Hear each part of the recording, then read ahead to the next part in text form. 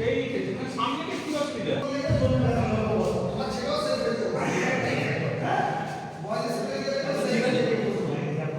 মানুষ যদি ছবিও তোলে সেটা ঠিক দিচ্ছি ভালোই সমস্যা।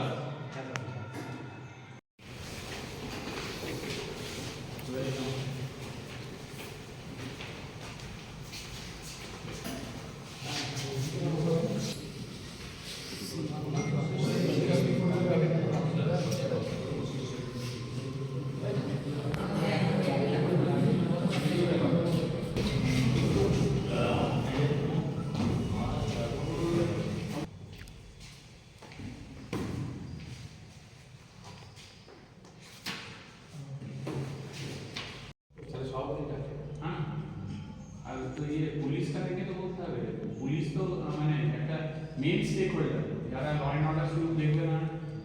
চাকরি বিডিএমও পূর্ব বর্ধমান, ডিস্ট্রিক্ট ম্যাজিস্ট্রেট পূর্ব বর্ধমানের তরফ থেকে আপনাদের সকলকে স্বাগত জানাচ্ছি। আমাদের ইন্ডিয়াতে এই যে মক এক্সারসাইজটা কালকে হবে, সেটা হবে কেমিক্যাল এমার্জেন্সির ওপর। এবং যেহেতু পূর্ব বর্ধমান একটা কৃষি প্রধান এলাকা, তো ফলে এখানে আমরা আমাদের যে কৃষি পণ্যগুলো রয়েছে সেগুলোকে মজুত করি আমাদের কোল্ড স্টোরেজগুলোতে। এবং পুষ্করা যেহেতু একটা অত্যন্ত প্রাচীন ঐতিহ্যশালী এলাকা, এখানে প্রচুর কোল্ড স্টোরেজ আছে, তার মধ্যে কুনুরিকা কোল্ড স্টোরেজও একটি। তো আমরা কালকে কুনুরিকা কোল্ড স্টোরেজে একটা অ্যামোনিয়া গ্যাস রিলিজ এরকম একটা সিচুয়েশনের উপরে কালকে আমরা মক এক্সারসাইজ করব। এই মক এক্সারসাইজটা মেইনলি করবেন আমাদের ইন্ডিয়ান সেকেন্ড ব্যাটালিয়ন, এবং এটার সঙ্গে আমরা আমাদের ব্লক অ্যাডমিনিস্ট্রেশন থাকবেন ওয়েস্ট আগামীকাল হেলথের যারা তারা থাকবেন, এবং একই সঙ্গে আমরা কুনুরিকা সহ আশপাশের যে সমস্ত এই ধরনের কোল্ড স্টোরেজগুলো আছে তাদের প্রতিনিধিরাও আজকে থাকার কথা।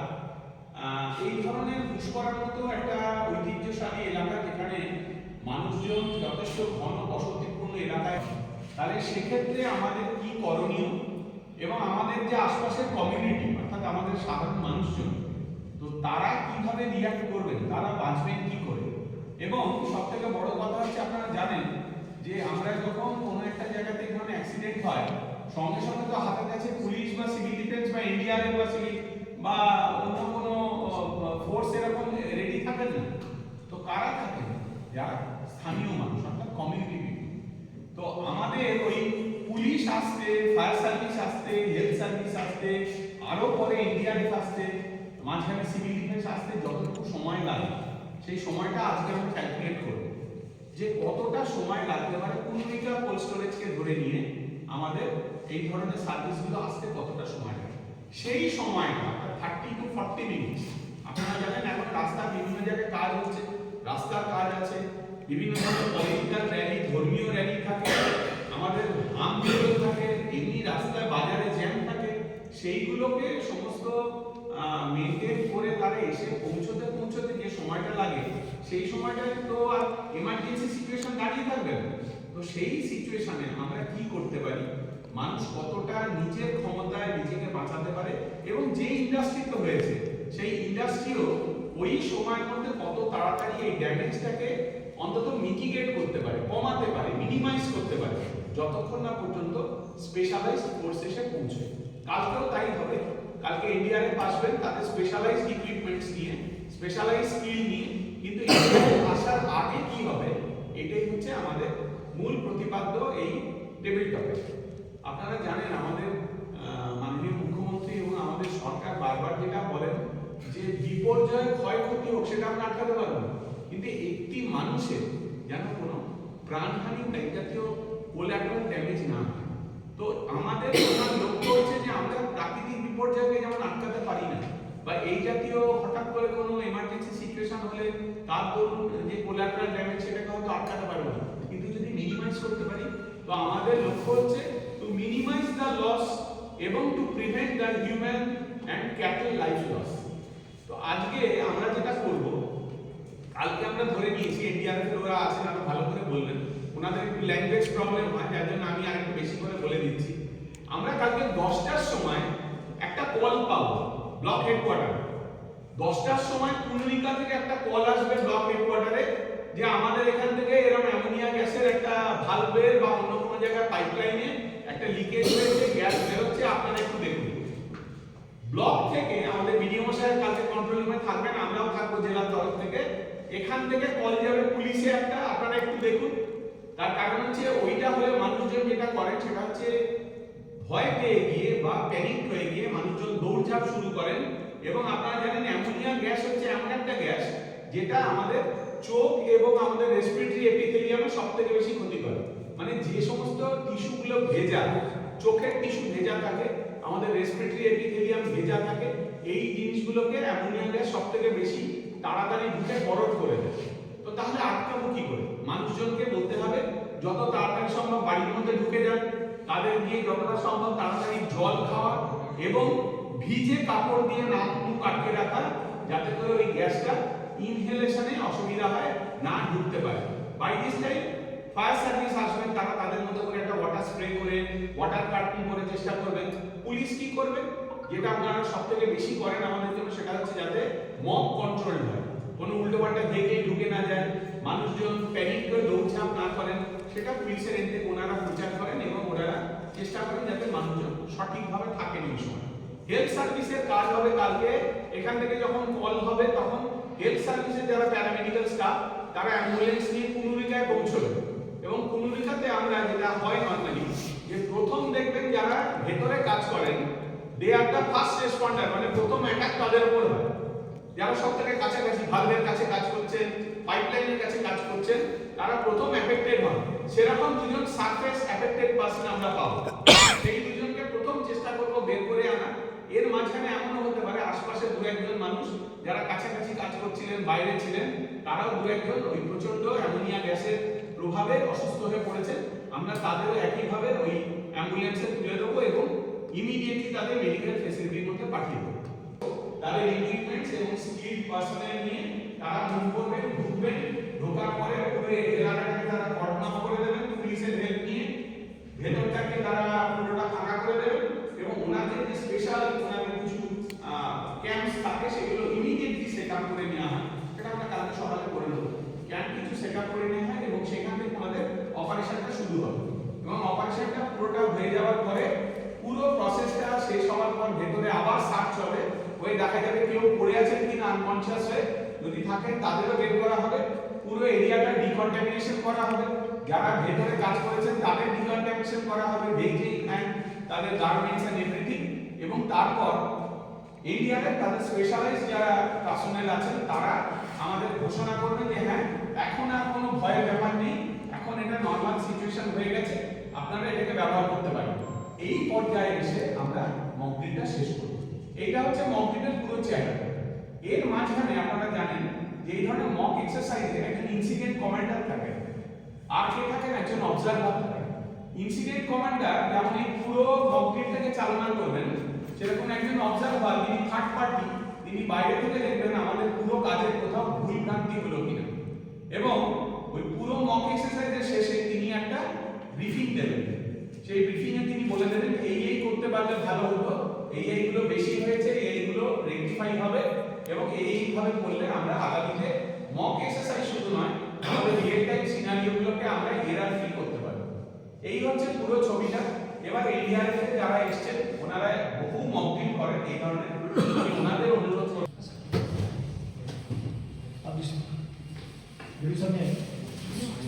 আচ্ছা ঠিক আছে।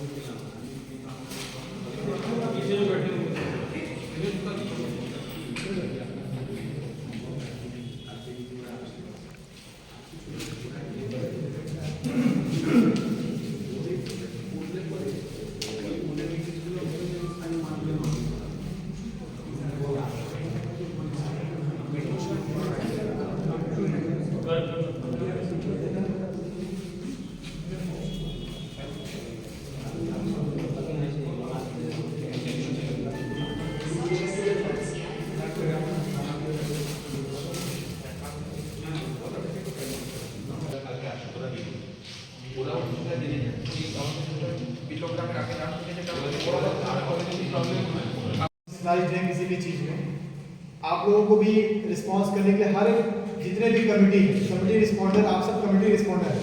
एक कम्युनिटी के अंदर आप रिस्पॉन्स करते हैं कोई भी इमरजेंसी होती है, ठीक है। हम सब का मेन मोटिव सिर्फ एक ही है कि लॉस ऑफ लाइफ जो है वो कम से कम की जाए, चाहे वो साइक्लोन हो, चाहे केमिकल इमरजेंसी हो, या किसी भी तरह की इमरजेंसी जो हम लोग यहाँ पे फेस करते हैं। कुछ ऐसी जैसे होती है नेचुरल इमरजेंसी है, आपकी साइक्लोन है वो आपके हाथ में नहीं है, फ्लड है वो आपके हाथ में नहीं है। लेकिन जैसे ये आपका ये है, तो ये एक्सीडेंट हुआ, फैक्ट्री में एक्सीडेंट हुआ जो कि हजारिया से आपके यहाँ पे केमिकल फैक्ट्री है, क्योंकि ये ज़्यादातर आपका एग्रीकल्चर एरिया है। यहाँ पे एग्रीकल्चर को ज़्यादा मतलब उसके जो क्रॉप्स हैं उनको बचाए रखने के लिए आपके पास यहाँ ज़्यादा से ज़्यादा कोल्ड स्टोरेज है। तो उसमें जो गैस यूज़ हो रही है, आपकी जो आइस फैक्ट्रीज होती हैं जितना, और या फिर आपकी जो आइसक्रीम फैक्ट्रीज है वहाँ पे भी यूज़ होता है ये अमोनिया गैस, क्योंकि ये बहुत ठंडी होती है। इसका इस्तेमाल क्यों करते हैं? रेफ्रिजरेट करने के लिए, ठीक है। तो उस केस में आपके पास मान लीजिए ऐसा कोई इमरजेंसी अगर होती है, तो ये हजारिया से हमारे लिए एक ह्यूमन बीइंग एक लेवल की बात है हजारिया से। जैसे अगर आपके पास ये 25 ppm है, तो ये आप उसमें कुछ समय के लिए शॉर्ट टाइम पीरियड के लिए आप अपने को विदाउट पीपी आप उसमें शॉर्ट टाइम एक्सपोजर में आप कोई काम कर सकते हो। मान लो इस रूम के अंदर उसका कंसंट्रेशन 25 ppm पार्टिकल पर मिनट है, तो आप कुछ समय के लिए यहाँ आगे काम कर सकते हो, फिर आप चले जाओ, कुछ ब्रेक ले लो, फिर आ सकते हो। आपको कोई दिक्कत नहीं है, 8 घंटे आप काम कर सकते हो, बट वो ब्रेक ले लेंगे 50 मिनट्स। और अगर मान लीजिए यही चीज आपका 300 ppm क्रॉस करता है, 300 ppm या अबव, उस केस में आपके पास कोई immediate danger life and health के लिए है। जैसे आप अंदर आओगे, आप तुरंत आपने एक्सेल किया, इनहेल किया आपने, और आपके ऊपर उसका असर हो जाएगा और आप गिर सकते हो, है ना। जैसे बताया आपको अंदर ये आपका जितना लंग्स का एरिया सब फिल्टर हो जाएगा। तो ये सब चीजें हैं। तो मान लीजिए अगर यहाँ पे कोई ऐसा इमरजेंसी पड़ती है, तो उस दौरान जो सबसे नजदीकी एजेंसी है वो कौन सी आपके पास? सबसे नजदीकी एजेंसी आपके पास यहाँ पे होगी पुलिस हो जाएगी। उसके बाद फिर आपके पास फायर डिपार्टमेंट होगा, सिविल डिपार्टमेंट या सिविल डिफेंस वाले भी होंगे, कुछ प्राइवेट डिवाइड होगा उनका, हर एक ब्लॉक में कुछ ना कुछ टीमें होती हैं, तो वो होंगे जो इमीडिएटली रिस्पॉन्स करेंगे इस केसेस में। और दूसरी है कि जो आपकी जो फैक्ट्री है, जैसे अभी इंडिया कोल्ड स्टोरेज है, तो कोल्ड स्टोरेज के यहाँ बैठे हुए हैं आप, मे बी आप मालिक या मैनेजर जो है ना, एक सेफ्टी है ना, तो ये बैठे हैं। तो इन्होंने भी अपनी एक सेफ्टी प्लान बना हुआ है कि अगर ऐसी सिचुएशन आती है तो हम अब कैसे रिएक्ट करेंगे, हम अपने वर्कर्स को कैसे निकालेंगे, क्योंकि पहला अलार्मिंग सिचुएशन तो इनके लिए रहेगी, उसके बाद फिर कॉल करेंगे पुलिस को या किसी को भी, जो हेल्थ डिपार्टमेंट है, रिस्पॉन्स एजेंसीज है। अगर ये बड़े लेवल पे होता है, अगर आपके छोटे लेवल पे है तो आप इन्होंने खुद ही हैंडल कर लिया। थोड़ा सा ज़्यादा बिगर साइज में हुआ तो हो सकता है कि जो कम्युनिटी रिस्पॉन्डर है उन्होंने कर लिया, जैसे वीडियो लेवल की बात हो गई या सिविल डिफेंस की बात हो गई या फायर डिपार्टमेंट, इसको आगे हैंडल कर लिया। लग रहा है कि ये और ज़्यादा बड़ी सिचुएशन बन सकती है या और ज़्यादा मेजर लेवल पे होने वाला है। तो फिर ये होता है कि एनडीआरएफ जो आपके पास है डिप्लॉयड है पूरे ऑल ओवर वेस्ट बंगाल में, जो एनडीआरएफ आपके एनडीआरएफ के टोटल 16 बटालियन है ऑल ओवर इंडिया में, 16 बटालियन है। तो हर एक बटालियन को जैसा 1000, इनके लिए सेकंड बटालियन जो एनडीआरएफ की है वो डिप्लॉयड है। तो सेकंड बटालियन एनडीआरएफ की जो कंपनियां, हर एक बटालियन में 6 कंपनियां होती हैं और 18 टीमें होती हैं। तो यहाँ पे आपको हर एक कंपनी का एक रिस्पॉन्सिबिलिटी इलाका है। एक कंपनी का इलाका हो गया 3 या 4 डिस्ट्रिक्ट, जैसा कि मैं अल्फा कंपनी से हूँ, सेकंड बटालियन के अल्फा कंपनी का मैं हूँ, टीम कमांडर हूँ, एक टीम का मैं टीम कमांडर हूँ। तो हमारे रिस्पॉन्सिबिलिटी का इलाका आपका पूर्व वर्धमान आता है, मालदा है, बीरभूम है और मुर्शिदाबाद। ये 4 डिस्ट्रिक्ट हमारे अंडर में, मतलब जो वहाँ कोई रिस्पॉन्स होगा या प्री मानसून डिप्लॉयमेंट होगा तो हम जो अपनी टीम एज ए टीम वहाँ रिस्पॉन्स करते हैं। तो यहाँ पे आपने एनडीआरएफ आएगी, तो उस केस में आप किस तरीके से हम सब मिलकर किसी भी डिजास्टर को या एक्सीडेंट को कैसे मिटिगेट करेंगे, उसको कैसे हैंडल करेंगे, ये जो हमारे बीच कोऑर्डिनेशन है ये होना चाहिए। मतलब एक एजेंसी काम कर रही है तो वो किस लेवल पे काम कर रही है, कितना कर रही है, हमारा काम करने का तरीका क्या है, हम यहाँ पे आए, हम आपके लिए क्या है, मतलब अननोन है, ये प्लेस हमारे लिए बिल्कुल नहीं है। हम यहाँ के लिए एक तरीके से मतलब हो सकता है हम दूसरी विजिट हो, वैसे तो मैंने पहले विजिट की थी, फेमस किया था, तो फिर डीडी साहब को मुलाकात हुई हमारी, बट एज आपके पास हमारा जो इंटरेक्शन है वो शायद फर्स्ट टाइम हो रहा है। तो ये जो यहाँ पे है, तो वहाँ पे हमारे आपके बीच में कोऑर्डिनेशन कैसे है, हम अपने काम को डिवाइड कैसे करें, क्योंकि हम सब क्या, हम रिसोर्स हैं, हम जो है किसी भी डिजास्टर में रिस्पॉन्स करने के लिए हम सब रिसोर्स हैं। तो उस रिसोर्स का सही यूटिलाइजेशन किस तरीके से होगा, मतलब मान लीजिए वहाँ कहीं पे एक जगह पे एक बंदा कैजुअलिटी पड़ी हुई है, कैजुअलिटी सॉरी विक्टिम बना हुआ है, वो एक विक्टिम है, वहाँ पे हमारे पास 10 रिस्पॉन्डर है, 10 जो है रिस्पॉन्डर है। तो उस विक्टिम के लिए अगर पता है कि वहाँ एक ही विक्टिम है, तो हम क्या करेंगे, वहाँ से 2 या 4 3 रिस्पॉन्डर्स वहाँ भेज देंगे कि जाके वहाँ से विक्टिम को आप लेके आइए। और विक्टिम एक है तो हमने एक टीम को भेज के रिस्पॉन्स करा लिया। अब वहाँ जो 10 रिसोर्स है उन सब के अलग अलग वो है कि हम अपना अलग है वो अलग है, किसी ने नहीं सुना, कोई उनको कोऑर्डिनेट नहीं कर रहा है, तो वहां 10 के 10 वहां पहुंच जाएंगे और विक्टिम कितना है, तो वहां पे वेस्टेज ऑफ रिसोर्सेज भी होगा। ठीक है, तो इन चीजों का है। दूसरा ये अवेयरनेस है हमारी, जैसे आपका अमोनिया में किस तरीके से हम अपने को वहां पे सेफ्टी कैसे, अगर जैसे अभी आपका ये होता है कि कोई भी केमिकल हो, किसी भी तरह के केमिकल इमरजेंसीज में आपका विंड का डायरेक्शन बहुत मायने रखता है। मान लीजिए अगर हम आप केमिकल समझ लो कि जैसे कहीं आपने आग लगा दी और धुआं निकल रहा है, वो केमिकल है। अमोनिया गैस है, वो केमिकल है, गैस है। ठीक है, तो अगर वो आपका कहीं पे भी लीकेज हो रहा है या कहीं पे भी उसका एक्सीडेंट से कोई हो गया, स्पिल हो रहा है, तो जो आपकी विंड है, विंड में एक खास रोल प्ले करता है आपके रिस्पांस में। विंड का जो डायरेक्शन होगा, मान लीजिए अगर यहाँ पे केमिकल का रिसाव हो रहा है, डायरेक्शन हमारा इस साइड में है, तो जो इधर की जो पब्लिक है इनको ज्यादा हजार है, इधर की पब्लिक को 10% या 5% है, इधर की पब्लिक को 90% है। तो हमें क्या करना पड़ता है, ये जो इलाका है आपको इसे वी शेप में यहाँ से आप स्टार्ट करेंगे और वी शेप में इसको उस इलाके को वैकेंट कराना पड़ेगा, वहां से खाली, मतलब वो जो है अपोजिट डायरेक्शन में अपना निकले। और कैसे, परपेंडिकुलर, हवा ऐसे चल रही है तो ज्यादातर कंसंट्रेशन आपका इसी वे में होगा। और अगर आप यहाँ पे हैं तो आप इधर मत भागिए, क्योंकि वो पीछे पीछे हवा क्या आ रही है, आपको क्या करना है, इधर से परपेंडिकुलर निकलना है, उस एरिया से परपेंडिकुलर आपको बाहर की तरफ निकलना है। अगर आपको आइडिया लग गया है, ठीक है ना। तो ये सब चीजें यहाँ पे जब कल के मॉक में होगा तो उसमें डिस्कस, मतलब वो एक्सरसाइज के दौरान किया जाएगा, पूरे एक्सरसाइज के दौरान। वहाँ पे मटेरियल है छोटी सी, उसमें ये सिनेरियो बनाया गया है, प्लॉट किया गया है कि केमिकल, क्योंकि वहाँ पे केमिकल अमोनिया यूज हो रहा है, कोल्ड स्टोरेज है, तो वहाँ पे अमोनिया को पूरी जैसे रेफ्रिजरेटर होता है, इसी तरीके से पूरे जो बड़े बड़े रूम होते हैं उनको कोल्ड करने के लिए यूज होती है ठंडी गैस है। तो उसका पूरा सिस्टम वहाँ पे डेवलप किया गया है, कंप्रेसर है, जनरेटर्स है, उसमें जो है शकर है, इवन पूरा एक कंडेंसर सिस्टम लगा हुआ, मतलब हर चीज तो वैसे परफेक्ट करनी जगह पे कि सेफ्टी को लेते उन्होंने सब कुछ बना रखा है वहाँ पे, लेकिन फिर भी एक्सीडेंट का कोई भरोसा नहीं है, तो वो चीजें वहाँ हो सकती हैं। तो उस दौरान वहाँ पे एक पाइप में लीकेज दिखाया गया कि पाइप जो है में भी थोड़ा ज्यादा पानी होने के कारण, ज्यादा प्रेशर पड़ने के कारण वहाँ पे लीकेज हुआ। लीकेज होने के बाद वहाँ जो कुछ वर्कर्स थे उनको इमीडिएट जो है कुछ तो अपना कुछ ऐसे हैं जो कि वहाँ पे बेहोश हो गए या गिर गए। ठीक है, तो उस केस में हमने जो रिस्पांस करना है, तो कुछ विक्टिम्स को तो जो वहाँ लोकल हैं, जैसे अपने सिविल डिफेंस वाले वहाँ आएंगे तो वो निकाल लेंगे, कुछ हमारे जो फैक्ट्री के वहाँ के वर्कर्स हैं उन्होंने निकालेंगे। फिर उसके बाद जैसे हमारी वहाँ पे पहुंची फायर ब्रिगेड, तो फायर ब्रिगेड पहुंचने के बाद फायर ब्रिगेड ने क्या किया, वो अपनी तरफ से वहाँ अप्रोच बनाएगी। सबसे बेस्ट तरीका होता है अमोनिया का कि उसको अगर सेटल डाउन करना है आपको, क्योंकि वो लाइटर देन एयर होती है, जो वॉल्यूम होता है, डेंसिटी जो अमोनिया की होती है गैस की, जैसे हम लोग अगर एयर के कंसेंट में बात करें तो एयर का वॉल्यूम अगर 1 मान के चलते हैं तो 1 से जिसका भी उसका क्या बोलते हैं वेपरस वेपर डेंसिटी कम होती है 1 से, तो वो जो है आपकी लाइट है किससे, एयर से। अगर 1 से ऊपर है तो वो हैवियर देन एयर है, तो वो आपकी सेटल डाउन होगी नीचे।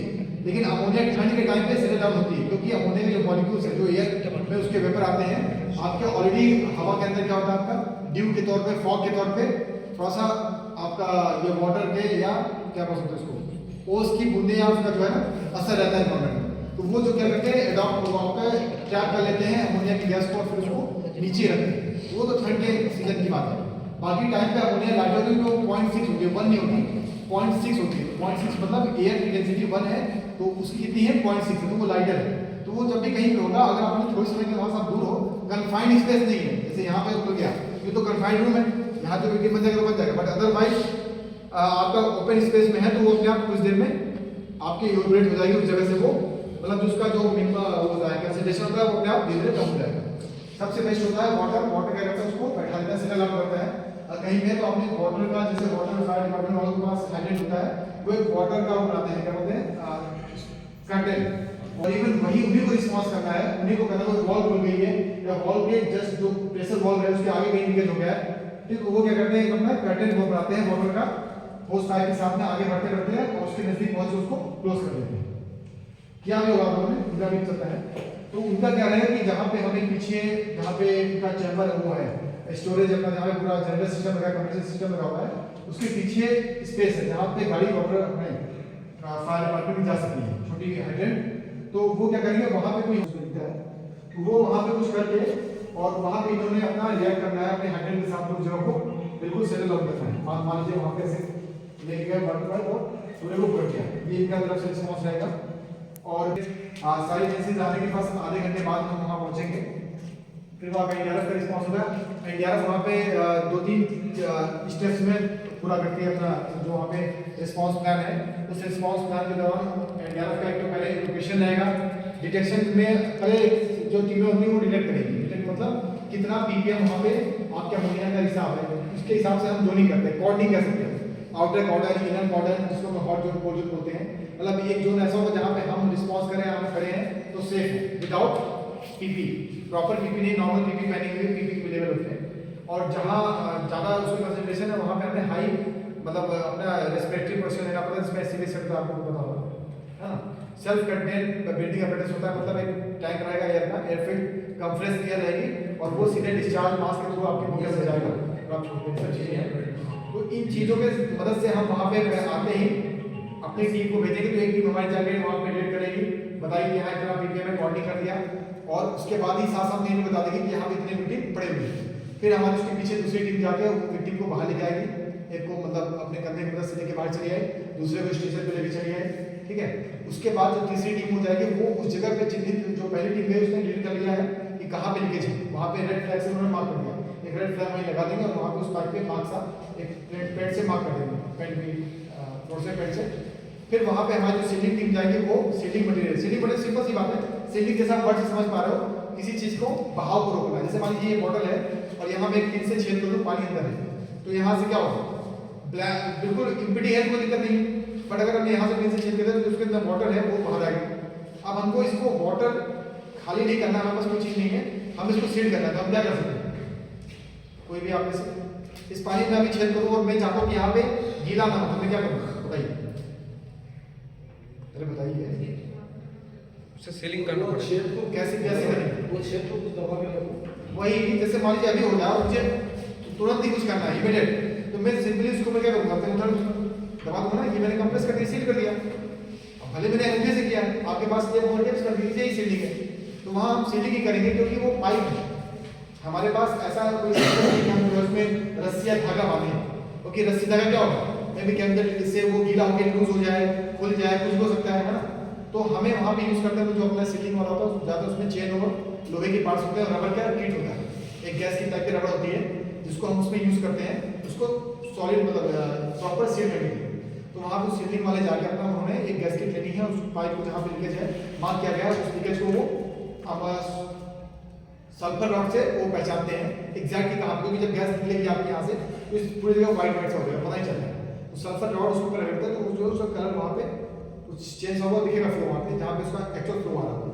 तो वहाँ पे उन्होंने गैस किट लगानी है और जो अपना चेन है उसके मदद से उसको वहाँ सील कर देना है, सील होगा वो नट बोल्ट से उसको सील करते हैं, शायद वो फायर डिपार्टमेंट को पता नहीं इस बारे में। और एक सीलिंग और तरीका होता है, वो क्या होता है आपका लकड़ी की जो गुलिया होती है, जैसे कभी यहाँ नल टूटा हो किसी घरों में, अचानक आपके पास नल ले क्या करते हो, एक लकड़ी खोजते हो, उसके हिसाब से आगे थोड़ा सा वो लगाया कपड़ा और उसमें घुसा दिया। तो आप लोगों के पास यहाँ पे जहाँ जहाँ पे रिस्पॉन्स है, इवन जो ये लिक्विड को जैसे एलपीजी हो गया या अमोनियम टैंकर जो चलाते हैं टैंकर ड्राइवर, उनके पास एक सीलिंग किट होता है, उसमें वो गुल्ले होते हैं, मतलब जैसे इतने पतला भी गुल्ला है, एक तरफ से पतला है आगे मोटा है लकड़ी का, इतना हो गया पीछे और मोटा हो गया, ऐसे कई साइजेस होते हैं। मान लीजिए इमीडिएट कहीं पे उनको दिख गया कि यहीं पे कोई पलटने से छेद हो गया या फिर जो है कोई चीज आगे लगे और छेद हो गया, तो आप उस गुल्ले के साइज के हिसाब से वहाँ पर उन्होंने प्लेस किया, उसको ठोकते जाएंगे, जितना उसका साइज उसी हिसाब से वो उसको फिक्स कर लेगा, लीकेज को 99% कम कर देगा, कम हो जाएगा। तो ये भी एक सीलिंग का तरीका है। तो वहाँ एक सीलिंग टीम हमारी सीलिंग करेगी, आपने मिट्टी को बाहर निकाल दिया, इसी दौरान आपका बाहर एक जो है डिकॉन स्टेशन लग जाएगा। डिकॉन मतलब होता है जहाँ पे आपने जिसको आप वैसे एंटी क्या बोलते हैं, जो हम लोग कोविड टाइम में यूज कर रहे थे ना, सैनिटाइज कर रहे थे, सैनिटाइज एक तरीके से डिकॉन डिकंटेमिनेशन का जो वहाँ पे है डिकंटेमिनेशन प्रोसेस है, उसमें क्योंकि आपने जो चीज़ यूज़ की है रिस्पॉन्स के साथ, इस यूनिफॉर्म को पहन के आप चले गए हो रिस्पॉन्स करने, तो उसका कुछ ना कुछ आपके ऊपर पार्टिकल पार्ट कुछ आ गया होगा। तो अगर आप फिर उसी में क्या करना है, जो इंसिडेंट वाला इलाका है, जो आपका डर्टी जोन जहाँ पे वो लीकेज है, उसके बिल्कुल नजदीक ही हमें लगाना होगा डिकॉन। उस डिकॉन की प्रक्रिया से गुजरते रहने के बाद बंदा अपना जो नॉर्मल जहाँ पे क्लीन इन्वायरमेंट है वहाँ पे उसको डर्टी इन्वायरमेंट बोलते हैं, और जहाँ पे आप लगते हैं नॉर्मली कोल्ड है, जहाँ पे कोई आपका कंटेमिनेशन नहीं हुआ आपका क्लीन, तो ये कार्रवाई वहाँ पे की जाएगी। डिकॉन में जैसे प्रोसेस अगर आपको बताया तो शायद आपको ट्रेनिंग के दौरान कभी मौका मिलेगा ट्रेनिंग करने का, आपको बताया जाएगा।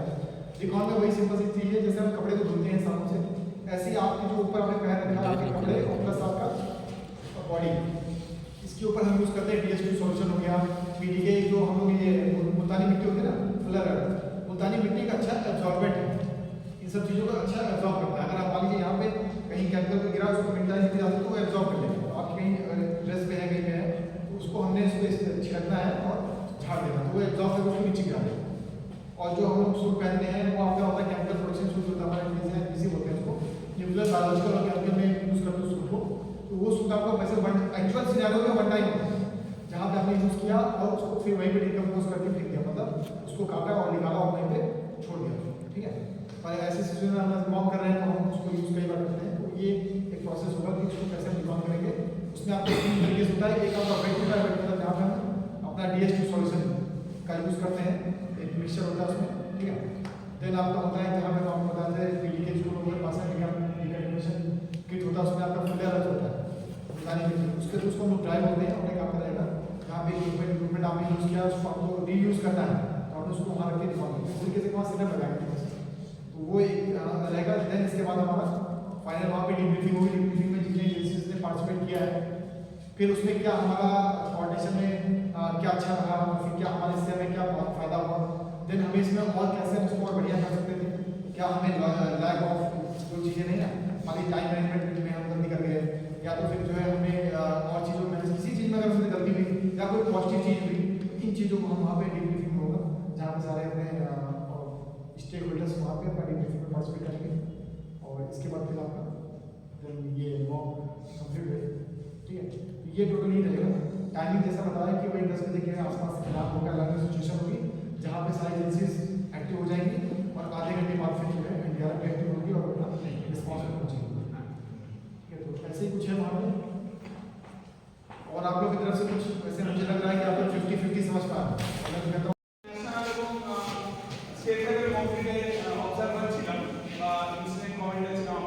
অভিজ্ঞতা থেকে আপনাদের সাথে শেয়ার করি। আমরা একটা জিনিস ভুল করি, ভুলটা হচ্ছে যখন মক এক্সারসাইজ করি আমাদের সমস্ত এজেন্সির একটা ইচ্ছে থাকে যে আমি সবার আগে পৌঁছে যাবো, এই ফোন করবে সঙ্গে সঙ্গে হুড়ুম করে ঢুকে যাবে।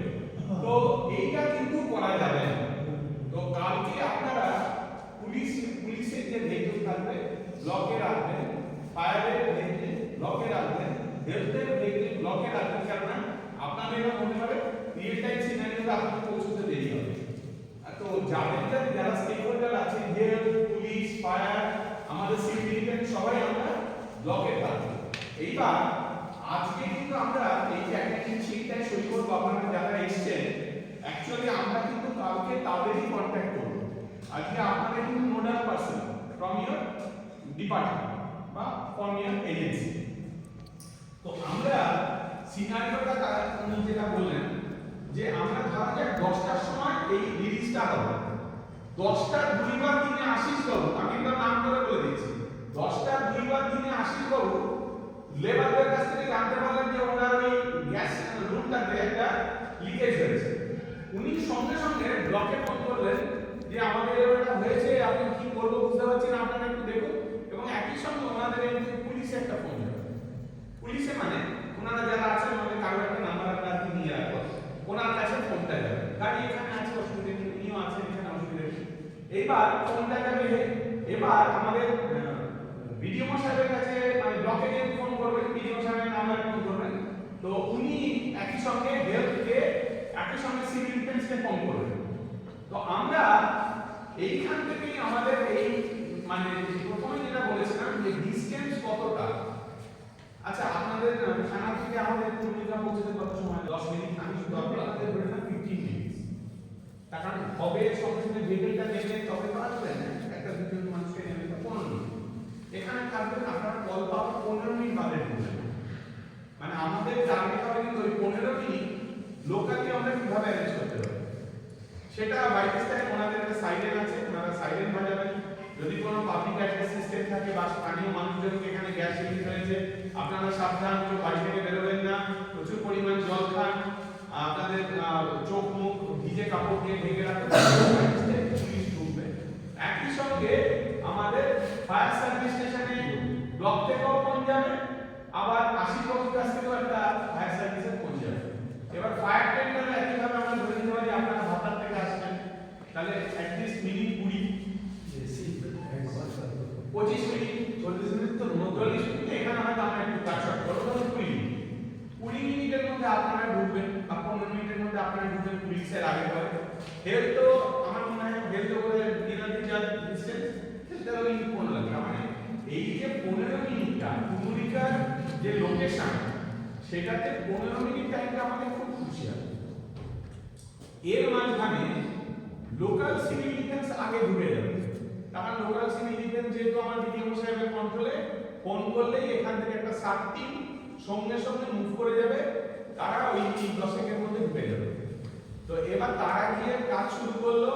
আমাদের কুমুলিকা কোল্ড স্টোরেজে যারা আছেন ওরা প্রশিক্ষিত মানুষজন, ওনাদের রীতিমতো ট্রেনিং আছে, ওনারা নিজেরা কাজ শুরু করে দিয়েছেন কোথায় খোঁজার জন্য, মানুষজনকে অ্যালার্ট করার জন্য আমার সিভিল ডিফেন্স ঢুকে যাবে।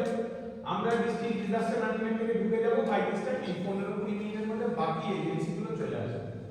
আমরা ওখানে বসেই একটা দেখে নেবো কি অবস্থা, এবং এনডিআরএফ এর কাছে ফোন যাবে যে এটা বিয়ন্ড আমাদের control, please help us.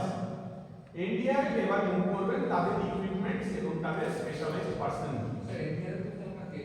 NDRF এর ফোনটা আমি ফোনটা করব ওনাকে, কারণ আমি ডিস্ট্রিক্ট মানে হেডকোয়ার্টারে থেকে ডিএমএর এন্ড থেকে আমি এনডিআরএফ কে রিকোয়েস্ট করব। এবার এনডিআরএফ তাদের ইকুইপমেন্টস এবং স্পেশালাইজড ফোর্স নিয়ে তারা মুভ করবে, এবার এনডিআরএফ এর পার্টটা শুরু হবে। তো এটা হচ্ছে আমাদের মোটামুটি মানে আজকে টেবিল টপের মূল যে প্রতিপাদ্য, কালকে মক এক্সারসাইজ। আজকে আমরা টেবিল টপটা যত ভালো বুঝতে পারবো। এবার আমি আপনাদের প্রশ্ন করব, যেটা উনি করেছিলেন কমেন্টের সাইড, যে কারোর কোনো আপনাদের কোনো সাজেশন আছে কিনা, কোনো প্রশ্ন আছে কিনা, কারণ আমরা কোথাও আলোচনা মানে প্রথমবার এই ধরনের একটা district level plus state level আমরা মক এক্সারসাইজ করছি, এত স্পেশালাইজড কোর্স। তাহলে আপনাদের যদি কোনো প্রশ্ন থাকে আপনারা করতে পারেন, আমরা মানে সঙ্গে সঙ্গে চেষ্টা করবো সেটাকে একবার। আর এই যে অ্যাটেন্ডেন্স শিটটা, এই অ্যাটেন্ডেন্স শিটে আপনাদের নামটা পরিষ্কার করে ফোন নাম্বার এবং দপ্তরটা লিখে দেবেন। কালকে কিন্তু আপনার কাছেই ফোনটা যাবে ওই নির্দিষ্ট